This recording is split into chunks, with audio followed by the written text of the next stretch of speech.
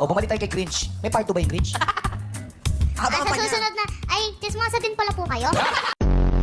Idol ko kasi yung bida doon, si Jim Carrey. Siya yung bida doon sa The Cringe. Kaya tinatanong ko kung may part 2 kasi gusto kong makanood. Panoodin nyo na lang ho, huwag nyo sa akin itanong kasi hindi ko pa ho napapanood. Siguro nag-trend ngayon. Para medyo ano yung tenga niya eh. O, nag-trend o kaya nag-aeroplano. Ano sabihin mo, walang nanalo. Deserve. Parang nangyari to kay MC. Anong maibibigay mong payo kay Tito MC? Huwag ka na lang po mag-boyfriend. Oh. Ay, talaga? Bakit? Intindihin na lang po ang pag-aaral. Eh, tapos na siyang mag-aral. Mag-asawa na po siya. Nang? Kasi po, pag-asawa na po sa tulpo po ang direksyon niyan. Sa Ate Batang po, di ba po may hinaram siyang plato, ibabalik niya po yun, padaan-daan siya, tapos sasabihin niya po, asan po ang lumpia?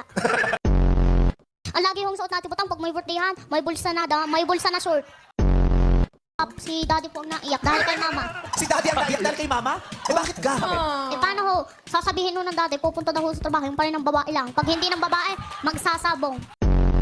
Eh, bakit hindi mo kaya sabihin kay Daddy dumiretso kay Rapi Ang Tulfo? sinasabi, Kala ko game show to, malaki face to face to. ang sinasabi ko kay Daddy, yan, babae pa mo. Hindi naman nagkakagulo sa labas. Hindi po. Maingay. Maingay lang po. Maingay. Tapos nabubulahaw kayo. Kasi po, pag nainom po sila, sigawan po silang sigawan. Para din po ng mga chismosa. Anong marami sa inyo? Yung sismosa o yung mga manginginom? Manginginom po. Kasi, ay, chismosa pala po. Kasi po, yung mga chismosa po, pati po yung manginginom, chismosa na din po.